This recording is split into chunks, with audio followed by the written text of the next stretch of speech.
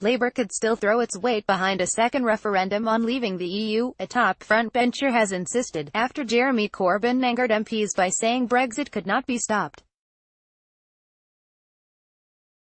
Shadow Foreign Secretary Emily Thornberry called for an injection of democracy into the process of quitting the bloc as she defended Jeremy Corbyn's interview with a German magazine in which he said it was more important to recognise the reasons why people voted leave in the first place. Asked in the Der Spiegel interview whether he would stop Brexit if he could, Mr. Corbyn had said, "We can't stop it.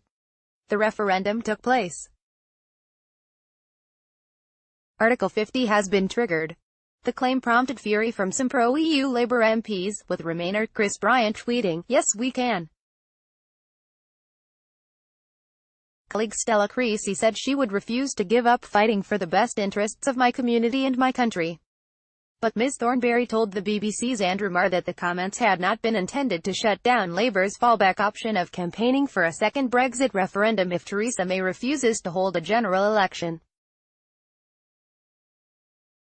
While the frontbencher said the result of the 2016 vote to leave ought to be abided by, she added, "If we don't have a general election, which we think we should have, then yes, of course all the options remain on the table and we would campaign for there to be a people's vote.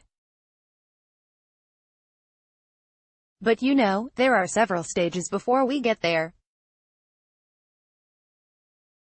The Shadow Foreign Secretary said it was important to look at the context of Mr. Corbyn's interview, and stressed that the Labour leader had been trying to emphasise how the party were Democrats over and above everything else. "It's really not fair to say that we're lazy about this," she said. "The fact is we're not in power. And we have been trying to keep this government honest throughout. But she weren't. There are some deeply anti-democratic forces out there and we're not going to be part of it. If we've had a referendum and that is the result, then we ought to proceed on a basis of good faith. And we will do our best to try to deliver a Brexit that's good for the country."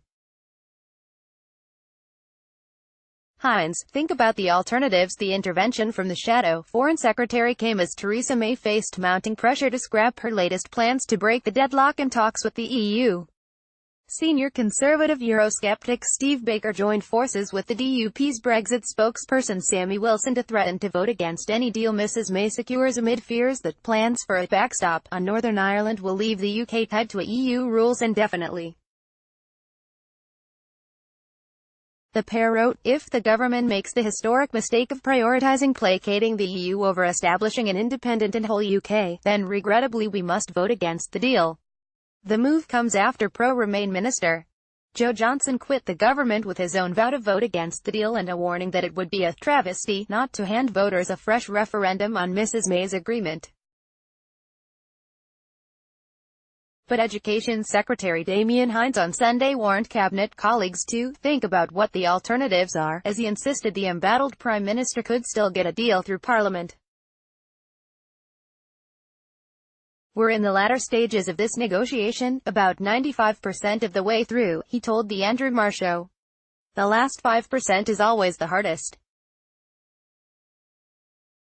The last 15 minutes of a negotiation is always the hardest bit of the negotiation."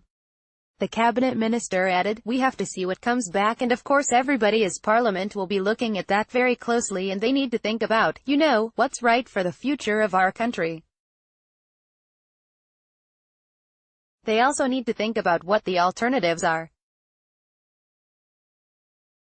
And actually I'm very confident the deal that comes back will be a good one and it'll be one that members of Parliament will want to support."